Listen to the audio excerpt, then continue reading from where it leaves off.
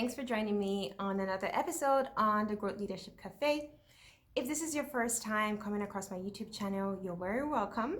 My name is Adesua, and on this channel, I talk about all things personal and organizational leadership. So if you're just starting out, or you're someone who's been in leadership and essentially just looking for different ways to build your capacity as a leader, you're in the right space.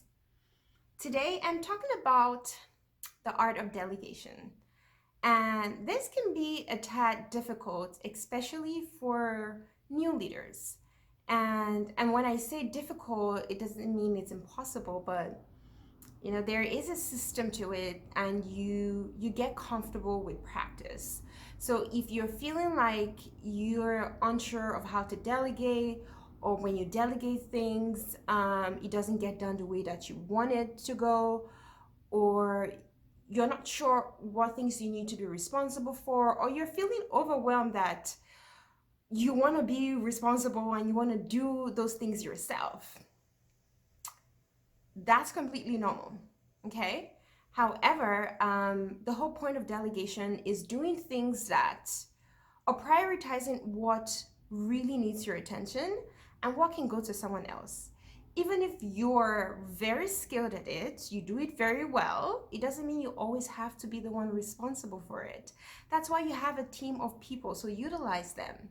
So if you're feeling overwhelmed from doing too much and you feel like you have so much on your plate, you can get rid of some things. And by get rid of some things, I don't mean that you just don't do it or you neglect it. It's assessing who in your team can work on that. And even if maybe some people in your team or the people on your team, they're not the best at it, but it's an opportunity to build someone's capacity. So if that person needs a bit of coaching or you need to monitor it, then do that. But take off something that really doesn't mean that you have to be the one responsible for that specific task. Okay, so how do you assess that? So say, for example, you work in a grocery store and you're the manager there, and among your tasks for today is speak to the staff about some theft going on in the store, putting in some data into whatever tracking software that you have, signing a couple documents, and what else? Maybe organizing inventory. So you are great at organization. You can really pinpoint what things are this, where do they need to go, yada, yada, yada. But in the grand scheme of things, do you have to really be the one responsible for organizing the inventory? No. So if you feel like maybe you have new staff, they're unfamiliar with the system, then make time to train them. And then make yourself available and accessible to them to ask you questions when they're having a hard time or they're unsure about something or where to find something. But that way, you've taken one thing off your plate. Okay? And so in the event that maybe next month you get another inventory, you know that you can delegate it to person B to do that. And you can spend time signing the documents that need to be signed. You can spend time reviewing your numbers because you are responsible for the entire thing, and those numbers should make sense to you. Okay, so that way you are building capacity, and two, you're making time for things that really absolutely need your attention. Speaking from experience, I'm one of those people who, I have a system of doing things, and I have my own method. And I know that I'm really quick at doing something. I've been at that point where I struggled with, do I really want to spend another 2 hours explaining this task to this person when I could go get it done? No, I don't want to spend extra 2 hours. but thinking about the long-term benefit, would that save me much more time in the future? Absolutely, it will. Okay, so sacrificing that 2 hours to put someone through how to do something or train them on how to do it, and then letting them come to you when they need help. And you can check in every now and then and see how things are going. And even if maybe your employee or your team member maybe doesn't know how to ask questions, make yourself available to them. Go to them and say, hey, I know we worked on this last week. How is that going? And give them the opportunity to tell you how it's really going for them. So, delegation, it doesn't really have to be that hard, to be honest. So, again, you want to assess what absolutely needs your attention, what, in terms of maybe the scale or the scale of authority in your organization and who you need to report to and all of that.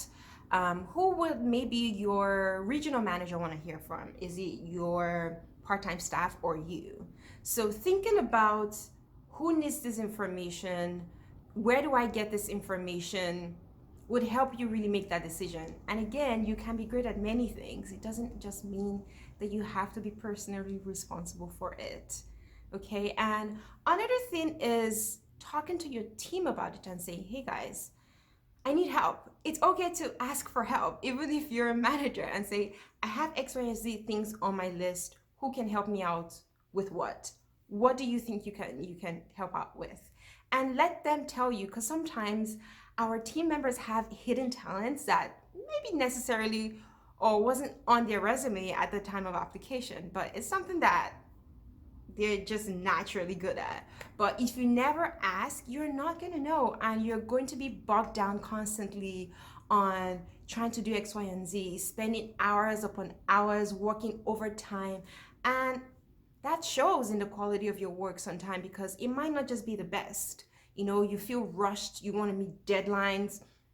And so really think about the things that need your absolute attention. Think about it in that way. Okay? I think just really trying to emphasize the importance of asking for help would save you a ton of energy, time, and just maximizing the resources you have around you, whether it's physical or human resources. Okay? You have a team of people, so use them. So I think this also kind of hits on the point that you need to be observant of your team, ask questions, and those moments, maybe lunchtime, don't stay in your office and be like, I'm the boss, so I don't come out of my office, I don't socialize with, the staff. You can do that. You can sit down, take your lunch and sit in the lunchroom like every other person and just have a normal conversation. I mean, there's some people who want to be quiet and just want their break time to themselves, but you can also just assess body language and feel they consider if this person really doesn't need anyone speaking to them at this moment. But that is a good space for you to also find out some other things that they're good at, their interests, which can be of benefit to you and your organization at some point. So don't underestimate that. Those small conversations, small talk is not cheap, okay? So it can be very valuable to your work environment. And if you are that leader who is maybe getting pushback from your team, so you ask someone to do something and they tell you, oh, well, this is not part of my job description, or I don't have time for it, I'm doing these other things. Or essentially just saying no to you in whatever format that comes out in. There could be a variety of factors, as to why that is. But it's troubleshooting that a little. So if you go to a coworker or a team member and say, hey, Sandra, can you help me out with entering some data into an Excel document? Sandra says, Adesoa, I would love to help you, but I have other things on my plate. you can say, okay, especially if you're the manager, ultimately, you should know what your team is working on, right? And so if Sandra is saying, I'm busy doing other things, oh, okay, what are you working on? And Sandra says, I have to get this report in, I have to make some phone calls, whatever that is, you can help Sandra prioritize that list. So depending on the urgency of that data that you want to get entered into the Excel documents, you can say, hey Sandra, thanks for letting me know. I appreciate you prioritizing those things. This Excel document, this data entry, I really need it for my presentation to the board tomorrow. And the phone calls, they're not so urgent. We still have till the end of the week to get them done. Is it okay if you prioritize this data entry for me today, please? You don't want to come off and be sounding like, well, I'm asking you to do this, so you have to do it. That obviously, especially depending on the sort of relationship that you have with your team member, it might not work. For the most part, it probably wouldn't work, or if they do it, they probably do a shitty job, or give it to you with some nasty ass attitude, and you know it doesn't serve anyone, you or Sandra. Okay, so really just trying to reason with that person and see how you can help prioritize and shift tasks, or if maybe the phone calls that Sandra is doing, someone else can do it. You can say, okay, you know what? Since those phone calls are due tomorrow, I can ask Mabel to do it. And I really like how you organize and how great you are with Excel. So I really need your help with this.